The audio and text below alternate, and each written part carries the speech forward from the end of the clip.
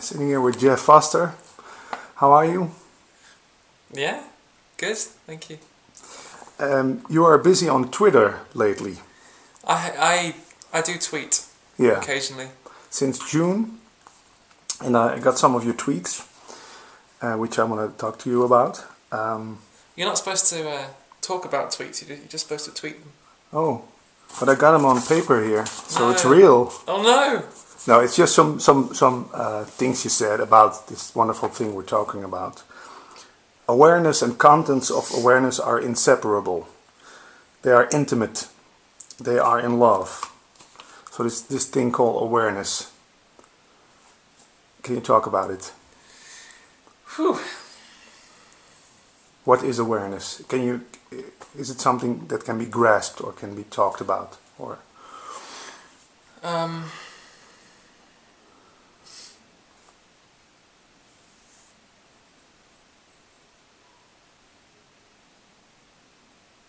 Well, I mean, the best way to answer that question is just to look for yourself now. I mean, just come back to what's obvious. So right now, sounds are happening. Sounds are appearing. The sound of this voice and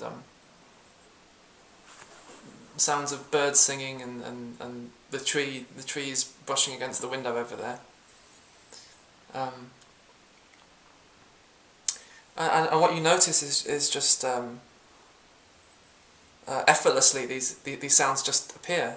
Like you don't have to do anything for sounds to appear. Like you don't have to do anything. You just notice that the sound of a bird singing, it just appears without effort. Just spontaneously. But then what happens, of course, is thought comes in. The mind comes in, and it says I am hearing. So it creates a division between me and the sound, between the one who hears the sound and the sound. So now you appear to have two things. You appear to have the sound of the bird singing and the one who hears the sound of the bird singing. You have an object and a subject. You have the perceived and the perceiver. So you appear to have two things. Separation. But actually, in your direct experience of life, in your direct experience of life, before thought comes in, you'll never find two things.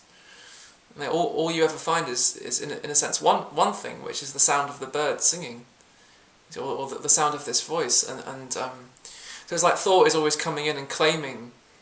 It's claiming ownership. It's claiming that I am here doing. I am doing. I am hearing. I know which bird is singing right now. Yeah, and it names the bird and it judges the bird and it goes into the past and the future. But in your direct experience of life, all you'll ever find is that sound which is beyond words. And actually, even to call it a sound is already a thought. You see. So what is there before thought comes in? So what you could say is that a sound, something as simple as the sound of a bird singing, it's not happening to you. It's not appearing for you, or it's not that you are hearing the sound of the bird singing. The sound of the bird singing simply appears. Everything simply appears and vanishes. And vanishes, exactly, spontaneously. And then you could ask, well, what does everything appear in? What is the sound of the bird singing appearing in? What is every sight, sound, and smell? Every perception appearing in. So you could say it's this is the problem. This is the problem with talking about awareness. Because anything you say about awareness, even to call it awareness, is already just another thought appearing.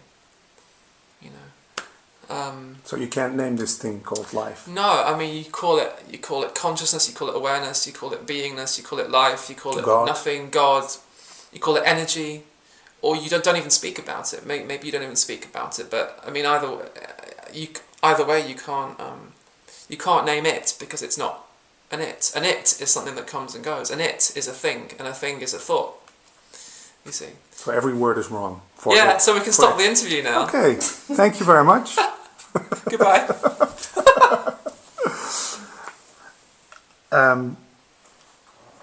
This, you say on your Twitter, today is your whole life. A great statement.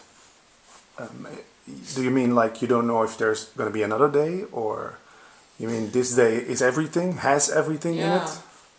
Well, it means a lot of things, really. Yeah, it means that this you're not guaranteed tomorrow. I mean, who? How do you know? How can anyone know what's going to happen? You know, you don't even know if this could be your last hour, your last moment. You don't know. You have no way of knowing. Another way of saying that is, you know, all of life is here. You know, life is this. Life is everything that's appearing, and there's nothing. There's nothing missing from this present appearance. So just before we were talking about awareness, you could talk about it as awareness and content of awareness. So you know, everything, every sight, sound, and smell just kind of comes and goes. What does it come and go in? Well, you can call it awareness, call it life, but ultimately you can't talk about it. But then ultimately, you see, and this is what the word non-duality really points to, is that awareness and contents of awareness are not separate. So ultimately, you could say it's life dressing up as the sound of the bird singing, and it's not that the sound of the bird singing is separate from life. It's not that the sound of the bird singing comes and goes in life. It's that life is the sound of the bird singing. You know, the one who hears the sound is the sound. So this is completely beyond comprehension. You know, that's why I said in the previous tweet that the other tweet, yeah. The other tweet that so awareness and contents of awareness are inseparable. It's only when thought comes in and it says this is separate from that. So there's me separate from life. There's me separate from the world. So when that's seen to be just an illusory division, that division doesn't actually exist in your direct experience. But thought always thinks life is happening somewhere else or in the future. Yeah, well, exactly. Thought says, you know, this is my life, this is your life. Yeah, I have a life, I can lose a life. Or, you know, the life is happening here, but life is also happening out there. Or there may be more life is out there. I need to go out there and find more life. This is not enough. This is not enough. Exactly. From the separation, from this illusory separation from life, from the assumption that you are separate from life, comes the experience of lack, the experience that this isn't enough, because there's more out there. There's more life to be found somehow out there, somehow in the future. It never comes. It never comes. But it never comes because we're looking for it. It's brilliant. See? So the separation, the moment you have separation, the moment you have someone separate from life, you have a seeker. And the seeker is looking for the end of separation. The seeker thinks that the end of separation is something that they will find one day in the future. So it's brilliant, because in looking for the end of separation, you carry on being a seeker. Yeah. You don't have to die. So the seeker looks for the end of the seeker, the end of separation, wholeness. It's our search for wholeness, which paradoxically perpetuates the experience of lack, which we're trying to overcome. It's brilliant. It's a brilliant game that consciousness plays. Yeah. You know. It's still an identity. Being a seeker gives you a sense of identity. Yeah, it gives you a sense of, I'm someone who's looking for something. I am someone who is lacking something. One day I will find what I'm looking for. You know, I am incomplete. One day I will be complete, and it's going to take time. So time comes into the picture. You know, so because you need time to find what you're looking for. If you're looking for something, you need time to find it. So that it's still procrastination. Yeah. Well, it's what happens. The end result of this, you end up missing life, which is always here and now. It's right in front of you. You know, this is fully life. Nothing is missing from this present appearance of life. This is life expressing itself in its fullness. You know, like nothing is hidden. You see, nothing is hidden here. The seeker thinks there's something hidden, thinks there's something missing here. There's some secret to find, and one day they'll find it, and they go all around the world asking teachers, asking gurus, what is the secret? Show me the secret. Where is life? Where is the fullness of life? And of course, all the while, there is only the fullness of life, which is being ignored in the seeker's pursuit of the fullness of life. It's brilliant. There's no golden pot at the end of the rainbow. No. And, the seeker doesn't want to hear that, you see. That's why a lot of people call this message, the message that I speak about, they say it's a Fatalistic. Fatalistic, it's nihilistic, it's depressing, or it's too simple, So Jeff, this big thing called the ego. Yes. Everybody talks about in spirituality and books. I have to get rid of my ego, and I have no ego. You have a big ego. You write on your Twitter page, I have no ego. Is this the ultimate claim of the ego? You meet a lot of people who say they don't have an ego? Well, that's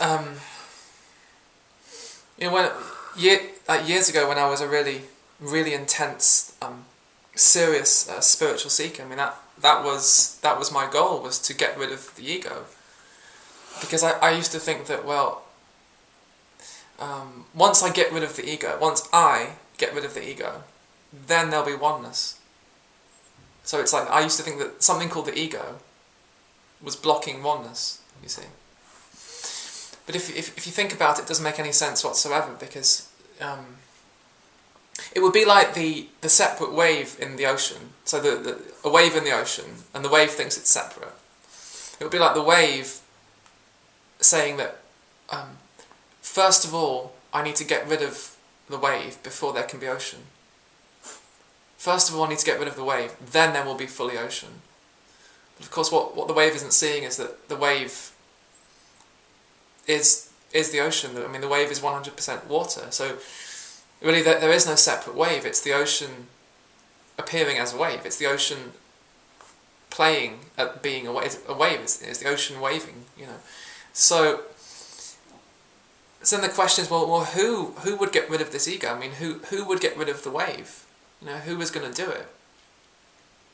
So the wave says to itself, okay, I need to get rid of myself. I need to get rid of ego. I need to get rid of the I. I need to get rid of the mind. I need to get rid of the self. Whatever. And there's lots of spiritual teachers out there who seem to be playing that game as well. They say things like, it's very important to kill the ego, destroy the mind, transcend the self, get rid of the person, stop being a person, get rid of the person, stop being someone and become no one, and then there'll be oneness. So it's almost like saying that oneness is everything. Oneness is absolutely everything. But not the ego. But not the ego. Yeah. So oneness is absolutely everything that exists, except you. It's absolutely everything except you. And of course, you is the world, right? That the world is a reflection of you. When there's no ego, there's no I, there is no world. So it's almost like saying oneness is everything except the world. Oneness is absolutely everything. It's everything that exists. Oh, well, except you and everything you love and all your relationships and your entire life and the entire. So it's like saying oneness is everything except everything. So that doesn't sound like oneness to me. The point is that sounds like a concept of oneness. That sounds like an individual's concept of what oneness is. So oneness is everything except ego. Oneness is everything except. What oneness, it can't be except. It can't be except. Mm-hmm. It has to be everything. So it's like when it's seen that it's everything, when it's seen that it's the ocean appearing as everything, then the need to get rid of anything simply falls away. There's no need anymore to get rid of anything, because it's seen that there is already only oneness. And the appearance of a wave, you see, the appearance of the character, the character Jeff, the character Patrick, and the world, so Jeff's world and Patrick's world, because without Patrick there is no world, without Jeff there is no world, there is no experience, there is absolutely nothing. Without the world there is no possibility of anything. Without duality, without at least the appearance of duality, without the appearance of the wave, without the appearance of me, you, past, future, here, there, table, chair. Without duality, there's no possibility of even talking like this. There has to. The appearance isn't lost. That's the beauty of it, you see. So I spent years as a spiritual seeker desperately trying to get rid of the wave, because I thought the wave was the enemy somehow. Get rid of the wave, then I'll be oneness. But actually, of course, the whole time it was the wave fighting itself. You see, it was water fighting water. So it strengthens the ego. It strengthens the ego, exactly. Okay. Whatever the ego is. I mean, Yeah. the ego is, you could say, it's identification as being a separate person. So the ego is separation. So it's separation, fighting separation, actually ends up deepening the sense of being someone fighting something. Someone versus the ego. Yeah. And then, at some point years ago, I thought that I was free from the ego. I thought that I was free. It was brilliant. I thought I was free from I.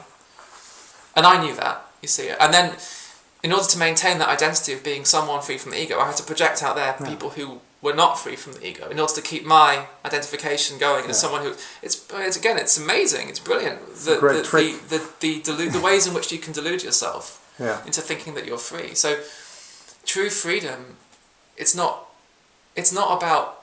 it was never about getting rid of Jeff. It was never about getting rid of the wave.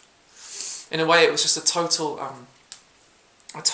embrace of that wave, and or at least seeing that the wave is already fully embraced, that the wave is already fully that. So then there's nothing to fight. There's nothing to get rid of. Someone told me something that isn't true. You can't fight. You can't fight anything that's just an imagination. Exactly. When you fight an illusion, you're assuming that the illusion is real. So when you fight the ego, you're assuming there's an ego. You confirm it. You confirm it. And so as long as you're fighting an ego, there appears to be an ego. It's brilliant. It's a great cosmic joke. Yeah. That's the same thing if you say I'm enlightened and you're not. Same trick. Yeah, I mean, who is going to claim to be enlightened? I again, years ago, I used to believe that I was enlightened. And I didn't realize that was just another identity. It was just something I would have to wake up in the morning and on some level tell myself that remind myself that I was enlightened. And in order to keep that identity going as someone who is enlightened, I had to project out in my world, because your world is always a projection of you. So in order to keep my identity going as someone who is enlightened, I had to project out there people who weren't enlightened.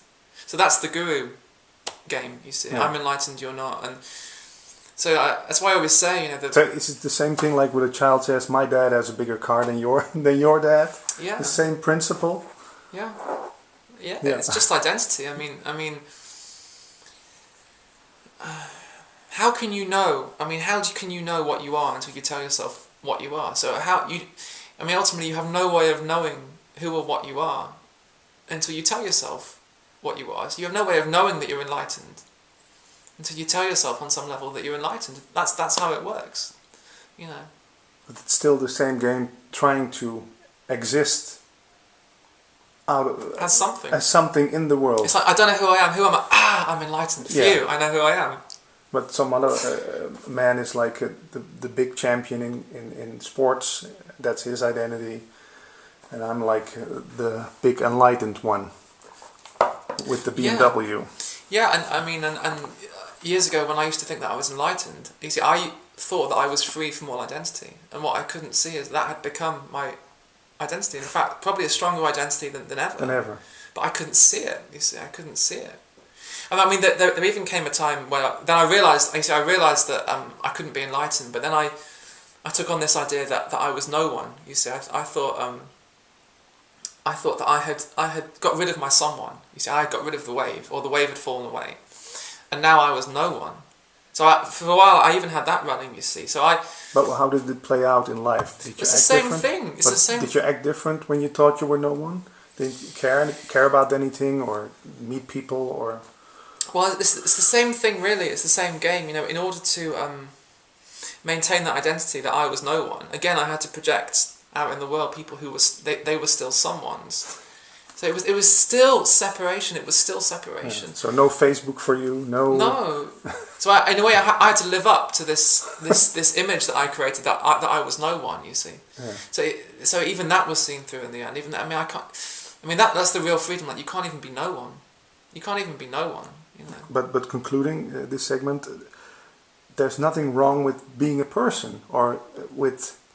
Because that's what people want to get rid of, being a person. Well, but just being someone with likes and dislikes and and hobbies and stuff like that. There's nothing wrong Well, with exactly. From the perspective of the ocean, there's no problem with the appearance of the wave. Yeah. So Yeah. the way that's the wave. It celebrates itself makes as it the interesting. appearance. Yeah. Exactly. So what I mean, the real freedom was when all this enlightenment crap fell away, all this spiritual stuff, just to be Jeff again, to be able to just live as this, whatever this is. You know, I'm Jeff. I'm not Jeff. I'm someone. I'm no one. It does. In the end, it doesn't matter. You live this because this is the celebration. You know. It's the ocean celebrating as the appearance of a character in a world, even though ultimately there's no one there and there's no world. But You don't have to project it out. you don't have to project it out. So Jeff, the mind likes to tell stories, make stories, remember stories. Could you call it a story maker? And is there anything wrong with a story maker? Doesn't it? Well, you see, again, when there's no thought. Let's just say that the mind. When I say the mind, I don't mean there's any solid entity there called mind. I just mean Thoughts. presently arising thought. That's all you'll ever find. Again, you'll never find A mind. a mind. I searched for years. I never found a mind. But we think it's that thing I think in there's our head. something. There's something in The here. brain. Yeah. It's never part of your experience. You never experience a mind. All you ever find, just like all you ever find is a bird singing. You know, a bird singing, a car going past. You find thoughts appearing and disappearing. So sounds come and go. You know, thoughts come and go. Feelings in the body come and go. I never found a mind outside of any of that. So all you'll ever find is thoughts coming and going. So there isn't such a thing as a story. It's just a collection of thoughts. Or Well, in a way, thoughts are stories. You know, so the thought, it's a bird. You know. So without, you could say that's a story. It's a story. It's a thought. It's a concept. It's a tale. It's whatever. So without thought, there's no world. I mean, without thought, you have no way of knowing that it's a bird. You know, it's the same. It's the same thing with before the story. So before the story that you are someone sitting on a chair in a room in where are we? Holland. Leusden. Leusden. That's it. Before the story that you are someone sitting on a chair in a room. Before that story, before those thoughts, you have no way of knowing what this is. So before the story, there's just the mystery. There's just the not knowing. And it's not that there's someone there experiencing the mystery. It's not that there's someone there experiencing not knowing. There's just not knowing. There's nothing to know. So in a way, that your story is your experience. So without the story that you're a person sitting on a chair in a room, you have no way of knowing what you're experiencing. So in order to experience being a person sitting on a chair in a room, on some level you have to tell yourself. There has to be the story running. Yeah.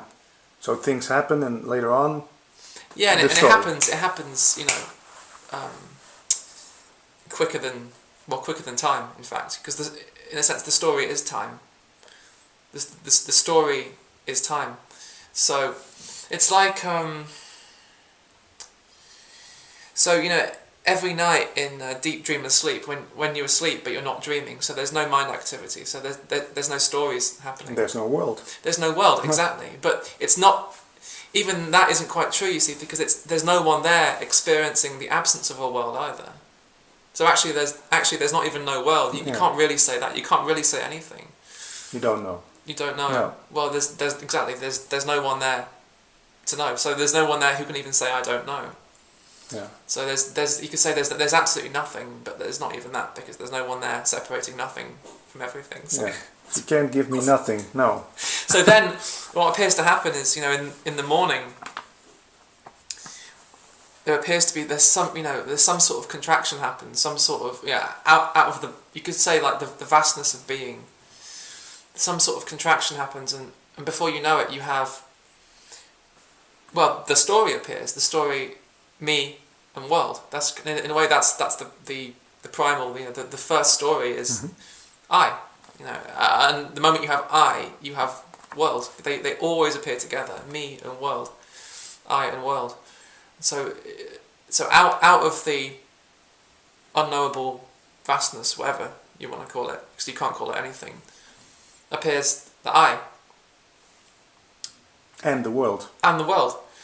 And you see, this is very, well, it's impossible to talk about in language, because the appearance of the I is the appearance of language. With no I, there's no language, you see. So you can't really say what's there before the appearance of I.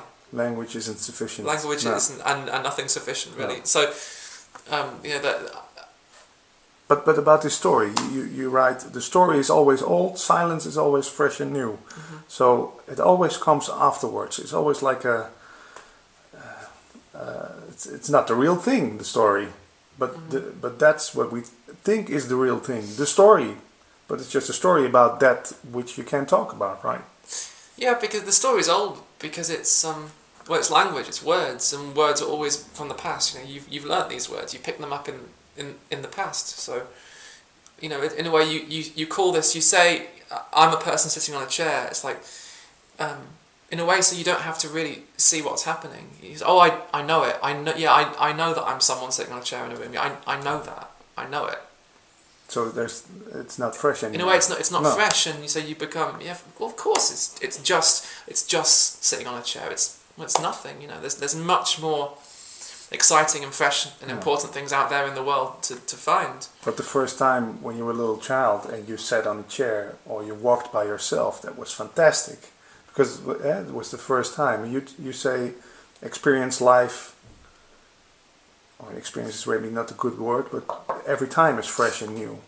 Sitting on a chair for the first time. But that's what's happening. That's what's happening. Without the story, you have no way of knowing that you've done this before. Yeah. It's the story that tells you, I've done this a million times before. Yeah. It's nothing. It's not. But with sex, you experience it as it's the first time ever, again and again. Normally. Yeah, I mean it's there in. Yeah, I mean, it's like so many times in our lives, and even like throughout the day, we do experience that freshness, but we don't. In a way, you see, to the mind, the freshness it's nothing, because you can't kind of grasp it. You can't possess freshness. Mm-hmm. The mind can't possess freshness. So in a way, the mind isn't particularly interested in freshness, but it's like always there. It's there in sex, in music, when you're listening to music, when you're absorbed in watching a movie, watching the clouds, just walking through nature, or just engaged in the conversation, or playing with your kids, or even like doing the washing up, or. But that's a strange thing when you listen to a talk like this, or when you go to a meeting with you. It feels fresh after like 10-15 minutes, when the mind is gone. Stop complaining about it's moist in here or cold or whatever. Then the freshness, whoop. It comes, but it's still the same thing you tell. So that's the mystery. That's the mystery. I've told this story before, but I think it just it kind of says it all, really. I mean, we've all had this experience. Now I've been in hospital for a couple of weeks, and I hadn't eaten for a couple of weeks, or a week, I think. And I was absolutely starving. I hadn't had any appetite up to that point, but I woke up one morning and suddenly my appetite was coming back. I'll never ever forget my mum. She was so sweet. She went out to McDonald's and bought me like a 99p hamburger. Big Mac? No, it wasn't a Big Mac. Just it was the small. A tiny yeah. And I'll never forget. It was like eating. It was like tasting food for the first time. I mean, it really was. You forgot how an hamburger tasted. Yeah. Well, exactly, and it was like, without the story, there's just the miracle. But it's strange how a lot of us experience that. When we've been ill for a long time, and it's like you've been in bed for a few weeks, and finally you can walk again. Finally you can stand up again. You can eat again. You can drink again. And suddenly. Or we have I had bracelets in my youth, and then when it got out, I felt my teeth with my tongue again. It felt also fresh and new. But it's like that freshness. It's always there, It's like this was the same hamburger. Like the hamburger hadn't changed. Yeah. It's just that in that moment, it was just a miracle. I mean, it was like I'd never eaten before. This was the first and last time I was ever going to taste food. But you see that miracle is always there. But you can't possess it. This is the thing. The mind can't comprehend the miracle, and it can't own the miracle. Tries to. It tries to, exactly. That's the seeking, really. So, you know, it's like, is the seeker, is the mind going to be interested in a message that says, really, that there's nothing to get? There is only the miracle of life, and it's happening right now, but you can't have it. Yeah, but you can't have it. You tell, if you think if you know that you can't have anything, everything is yours. In a very mysterious way, Yeah. yeah, that's the thing. You know, in a very mysterious way, when it's seen that you know that none of this is yours, that there is only the present appearance of life, and it's not yours. Like you don't own life. Like no one can own life. You don't own. It's like the separate wave doesn't own The ocean. a part of the ocean. No. You can't own a part of life. You are life. You are life. So Jeff, this thing we're talking about, Advaita, non-duality, could you say you have to be careful that the mind doesn't get hold of it and uses it like a trap? Yeah, I mean, the mind can latch onto anything, you know, and for example, I mean, even the word non-duality it's a strange word, you know, and the way the mind might interpret it is that non-duality means not duality. So in a way, the mind thinks that non-duality, it's all about getting rid of duality or rejecting duality. It was like I was saying before about the wave in the ocean. So the mind might think, well, it's about rejecting the wave. It's about getting rid of the wave, or that, you know, the ocean is somehow better than the wave. So non-duality is somehow better than duality. So this is a real trap, you know. In years ago, when I was really into non-duality, and I'd really identify myself as you know, as a non-dualist. as a non-dualist, or you know, I was saying before, you know, I used to really believe that I was no one. You know, I thought that my person had fallen away, or that the character, the person, the self had fallen away, and now there was no one. You see. But how can you recognize that someone is like in that trap, that he uses non-duality as a concept, and is there ways to recognize this? Have you seen it? Well, yeah, I used to see it in myself, you know. I mean, of course, at the time I didn't see it. This is the thing. Yeah. At the time I didn't see it, you know, because I would go around well, actually, I never said it to anyone, but I would go around thinking, you know, that, you know, I was no one, and so I would look at someone and I would think, well, they must still be a someone. It's like I was free from the dream. I had escaped the dream. I was free, and that they were still in the dream. So, you know, I was no one, but you were still someone. Or, and I mean, it's completely dualistic, you know. I mean, to say or to say something like, you know,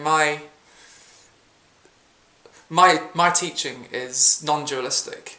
You know, so you could say what I'm talking about is non-duality, but what you're talking about is duality. So my teaching is non-dualistic. Your teaching is dualistic. There's a complete separation there between non-duality and duality. In a way, that's the ultimate separation, is between non-duality and duality. That separation doesn't actually exist. That's all thought. Mind stuff. That's all mind stuff still. Yeah. It's a real trap, and you can become really identified with, I'm a non-dual person, or even like I'm a non-duality teacher. You know, I'm a non-duality teacher. And all other teachings are bullshit. And all other teachings are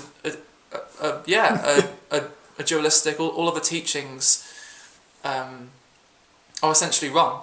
You know, my teaching is true, right? Your teaching is wrong. I mean, that's the guru game, and it's dangerous in a way, because, you know, I mean, this is what I used to do years ago, and luckily I completely broke out of it, because I saw it was just another trap. It was a trap, you know. It was the mind thinking that you. So I used to think I was completely free. I used to think that I was free from separation, yet still I was separating between I was no one, you're someone, or the way I see things is non-dualistic. The way you see things is still dualistic. So you're wrong, I'm right. It's just another version. It's another version of the old religious stuff. You know, that my religion is right, yours is wrong. You have to be very careful, really. You know, and that the mind, in a way, it can get more and more subtle. You know, it's. I mean, it's. What I used to notice was how subtle and clever the mind can get in keeping separation going, and at the same time being in denial that separation is still happening. So it's like I'm completely free from separation, but you're not. Still separation. Brilliant. Yeah. It's brilliant, and it's a way for the seeker to keep himself going, to keep itself going. Because at the end of the day, the seeker doesn't want to die. Yeah. And really this message is all about death of the seeker, or the end of the seeker. End of separation. The end of separation. So really, in a way, the mind had misused the pointer. So there's this pointer that says I am no one, and there's kind of truth to that, in that you'll never find a separate, solid individual here. All you'll ever really find is space, open space in which the world appears, in which everything appears. Mm-hmm. But you see, when the mind latches onto that concept of no one, this is very, very clever. This is very clever. The mind can latch on to that image of being no one, and it can identify with that. So years ago, when I used to think that I was no one, what had happened very cleverly is that I had taken a picture of myself, and I had kind of inverted it. I'd flipped it around. So first I was someone, but now I'm no one. You see. But at the same time, I used to think I didn't have an identity. I used to think that I was free from identity. Actually, I had identified with the picture, a very personal image of myself being no one. The invisible man. The invisible man. Yeah. So that's a real trap in a way in non-duality. And over the past few years doing these meetings, and you do meet people, and you can see they're so identified with being no one. It's incredible, and they really believe that they're no one, and they'll say things like, I can tell you're still someone. It's not possible that it's like.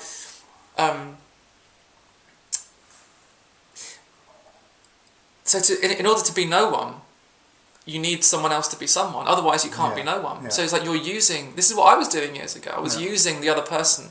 I was projecting that they were still someone in order to maintain my identity as no one. At the same time, thinking that I was free. Aren't those the people who are at meetings and when someone asks a question, they go like, oh, "Don't you get it?"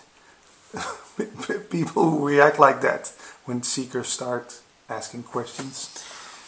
Well, yeah, I mean, in a way that I realised, years ago that there was a real arrogance in what I was doing. Thinking that I was no one, because of course, no one. I was in a very subtle way, superior. You were still lost in the dream, but I was free from the dream. Yeah, listen to me and I think that's the danger in a way of becoming a teacher. It's a very dangerous thing when you because this is what I noticed years ago when I started doing the meetings. What I noticed was that the mind wanted to come in, because there I was, sitting in front of a group of people, all kind of listening to me. Yeah, they paid money. They paid money to come and listen to me, and what I mean. At that point, I saw quite clearly that I couldn't be anything special. And that there was really, I'm not separate from any of these people. But what I noticed, there's still this very subtle movement. The mind it was like it would try to come in and go, that's nice. You're Jeff. This is interesting. You're.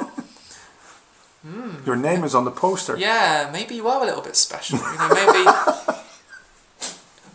Yeah, I recognize it. Yeah. Yeah. But I mean, luckily at that point, I kind of it was kind of seen through very quickly that this was just another thought. This was thought trying to claim. Yeah. Trying to claim something, but then it can be quite an intoxicating thing, for the seeker, for the mind to be in front of a group of people, to have people listening to you. And you start thinking, you start to believe your own bullshit. If you're not careful, you can start to really believe, maybe I really am no one. I'm no one. Enlightened. I'm enlightened. I'm no one. I'm special. I'm the guru. I'm and all these people they still don't get it. Yeah. I get it. But that's the moment when you're going to sell little Jeff Foster's little miniatures. Which are available, actually. Yeah? On the website? Yeah, I was about to mention that, but you got So Jeff, this thing called free will, everybody talks about. Having choice. Yeah? You just choose to pick up the glass of water and take a sip of it. Or did it just happen? What do you say to people when they ask you, where's this thing called choice? I have to choose my life. I have to be very careful in what I choose. I can only spend my money once. Yeah, well, the mind the seeker, the mind, the person, whatever you want to call it. It wants to know. It wants to know. Is there choice or not? For me. For me, it's something to do with me, isn't it? Is there choice or not? Is there a self or not? Is there choice or not? Is there time or not? Is there a path or it's always one or the other. It wants to know choice or no choice. So you say there's both. Well, it's in a way it's beyond both because so it's the story that you tell. So you tell the story that you are right here where you are now. So you tell the story that you're sitting here on this chair now because of all the choices that you've made throughout your life. You say, I'm here now because of all the millions of choices that I've made throughout my life. Yeah.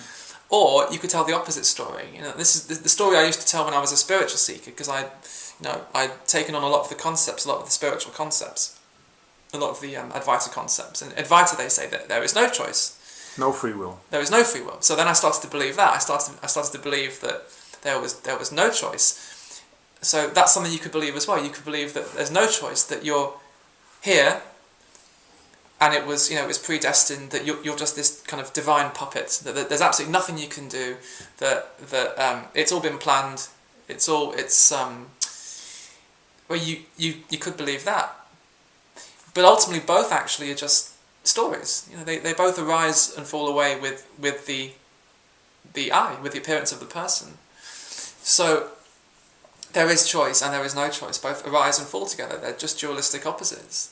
For what this is, it's always beyond both. It's always completely beyond both. So the way I usually tell it, which makes it quite simple, is that you're walking down the walking down the street. I can't, because what happened? Oh, I know what you're thinking about. Oh no, have I ruined it now? No, that's all. that's Go good. ahead. Yeah.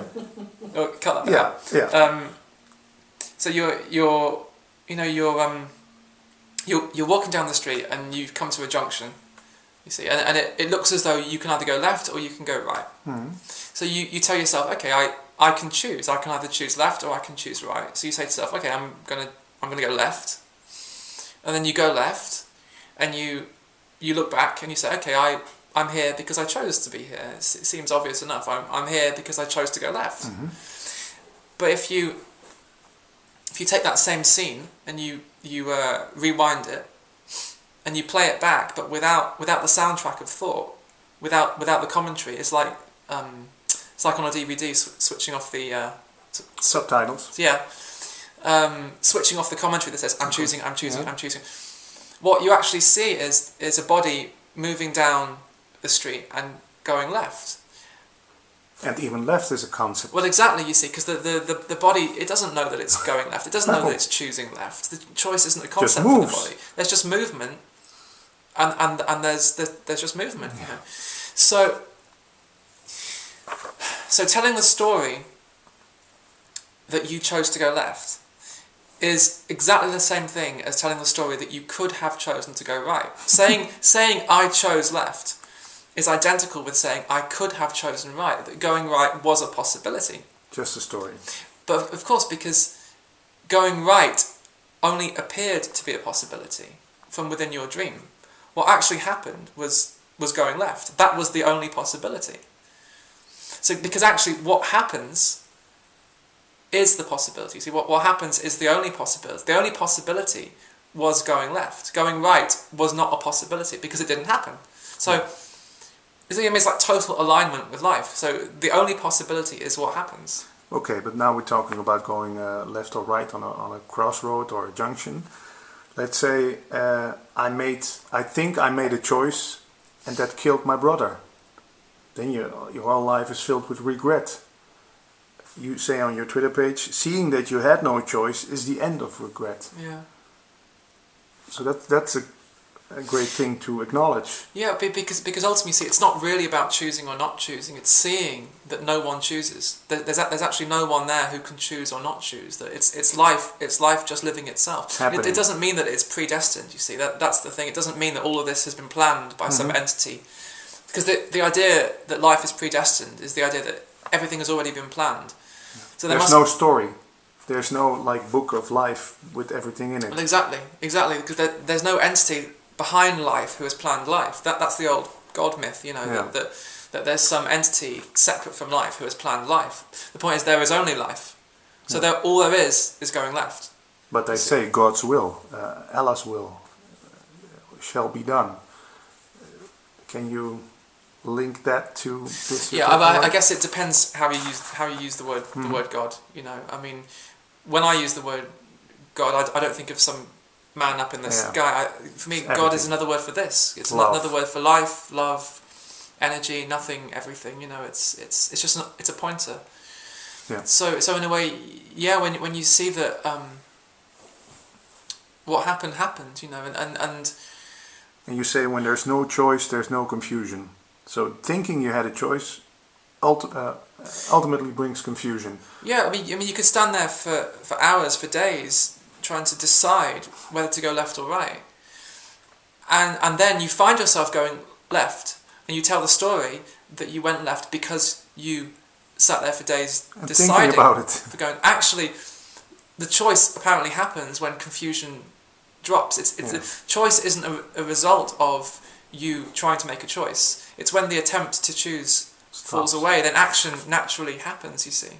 So it's just procrastination, all that thinking stuff about what should I do. Yeah, and you find yourself, you know, there's nothing wrong with sitting down and trying to make intelligent decisions, you know. I mean, say, you know, a relative is ill, you know, or an elderly relative is ill, and you might sit down with your family and talk together and try to come to a decision about how to help them. You know, that all goes on. You know, there's intelligent choices can still be made. You know, within the dream. You know, it's. But not by thinking about them.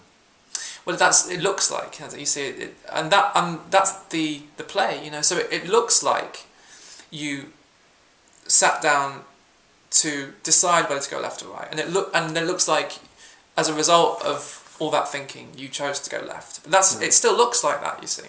But it's the same with driving a car. If you start thinking about what should I do on the road, you just create accidents. Driving is just go with the flow. Well, exactly, because in the end, you know, it's almost like life knows there's just this total trust in life, but it's not that you're trusting in something separate called life. The trust is life because it is what you are. So in that, going left happens, going right happens, and there's just a knowing that nothing. That it's like only the right thing can happen in that sense, because there was no other possibility. And so what? You know, you go left, and it turns out that maybe you should have gone right. So that happens as well. So you go left, you make a decision, you find out it wasn't the right thing for you, so you do something else. It's interesting because the word choice, is actually related to the word taste. But so you see, we think that we're choosing to go left or right. In a way, all we're really doing is we're tasting left. You see, we taste going left. And that doesn't work out, so we taste going right. But then it isn't so serious, you see, because we think I need to make the right choices. Which is the right choice for me, left or right? I need to choose the correct life. The correct life. The correct life. Which does the correct life for me? Does it lie on you know? Does it lie at the end of the left road or the right road? So this is very important that I choose correctly now, because this is a matter of life or death. This is a matter of choosing the right life for me. Making no mistake. Exactly, because I think I'm in control of my life. I need to make the right choice now, so I can have so I can make life go the way I want it to. Mm-hmm. So in the end, you see, it's not really about choice. It's about control. It's about control. And you say about control, the fear of losing control disappears when it's seen that you never were in control in the first place. Yeah. Your text, Jeff. Great Twitter. Twitter.com/world of being, wonder of being. Twitter.com/wonder of being. You should follow him. So Jeff, talking about control. Controlling life. That's the biggest joke of all. Life can't be controlled? Or can it? Well, in order to control life, you'd have to be somehow separate from life. So the idea that you can control life, or even that you need to control life, comes out of this faulty assumption, really, that you are separate from life in the first place. So when that I mean, that assumption of separation really is at the root of all these questions, you know. So when that is seen through, then the question just falls away. Am I in control? Can I control? Do I need to control? It all becomes irrelevant because there is just life, you know. Nobody at the steering wheel. No. Sorry. Just happening. Yeah. Okay. Love. That's a big thing in people's lives, and especially unconditional love. That's ultimately, I think, what everybody longs for, or what you are and you want to recognize, or you are recognizing in everything. You write, unconditional love is meeting someone without hope, without expectation, without the mind stuff, just meeting. Yeah, you know, and that meeting is really all that's ever happening. We're always meeting each other without our story, you see. No, in a way. So right now, you know, so there's the story of Jeff appearing, there's the story of Patrick, but these are just stories appearing in this, you know, this which is beyond all stories. So beyond the story of Jeff and the story of Patrick, what could possibly come between us? You know, in a way, it's our stories that appear to come between us. The story of me and my past, you and your past, me and my beliefs, me and my religion, me and my blah blah blah blah. But beyond those stories, I mean, what is there that could possibly come between us? You'll never actually find anything that could possibly come between you apart from a thought. And of course, it begins with the thought, me and you. That's where the division begins. You know, in ways, the origin of all violence it's right here with me and you. You know? But then, and you could say that love is all around. Love is all around. Love is all around. Yeah. Yeah, love is all there is, because love is the falling away of me and you. So it's not actually that me and you fall in love. Like, me and you don't fall in love. What happens in love, in what we call love, is the me and you, that which apparently separates us, falls away, and all that's left is love beyond the concept of love. This is the thing. I mean, you can't put it into words. I mean, so that's why we call it, you know, we call it falling in love, because it is a falling in a way. It's a falling away of. It's the complete paradox in a way, isn't it? It's the falling in love is the falling away of the two people who could be in love. So all that's left is just the mystery of it and just the wonder of it. Yeah. And it's only then that the thought comes back in. The mind comes back in and says, I love you. I, a separate person, love you, a separate person. That's not actually what happened. That didn't happen. No. Again, you'll never you'll never find that. You never actually find two things. You see. But the mind comes in a way. It tries to possess love. It tries to own love. You know, so I love you, and then it moves into I. Therefore, I need to keep you. I need to keep you. I need to keep you with me. Give me love. Give me love, and then and that's where the manipulation begins. Yeah. But actually, you know, real love. It's not, in a way. It's not about getting anything. It's about, if it's anything, it's like a total loss.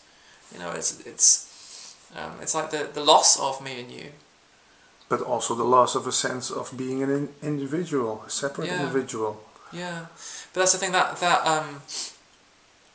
love isn't something new that comes along. It's not that me and you fall away and something new called love, something new that wasn't there before comes in. What's revealed is what was always there. It never went away. It just apparently was obscured by this me and you game. So it's like the me and you trying to be in love paradoxically ends up being a disaster. Being a disaster. Yeah. Yeah, but maybe that's why it's there. Maybe in the end it becomes exhausting. You know, this me and you game. And so in the end, you know, that exhaustion is just pointing to this love which is beyond this me and you game. Because the manipulation thing, the control thing, doesn't work in the end, really. And even if you could possess someone totally, if you could manipulate them totally, if you could have them, you could control them so much they looked exactly the way you wanted them to look, they behaved exactly the way you wanted them to behave. Love is gone. Yeah, it wouldn't satisfy. It couldn't. No. It couldn't. Because what we really long for actually is the absence of all of that. If we're honest, and that's what we really long for is unconditional love.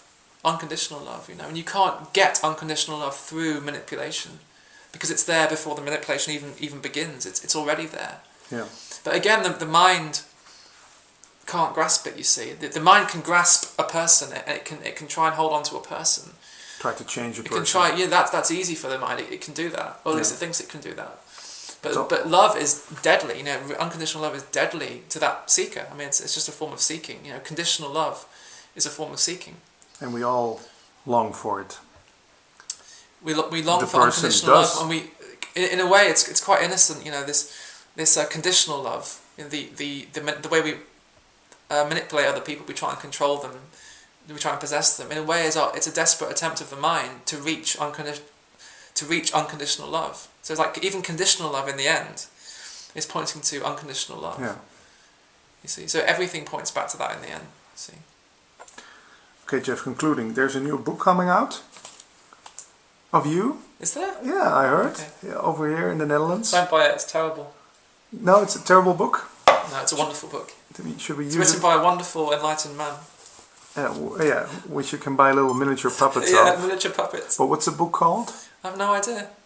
Come on, Jeff. No, I really don't. I know. think it's a Dutch translation of Should we start this bit again? yeah. Let's start this bit again, because the publisher probably won't like it.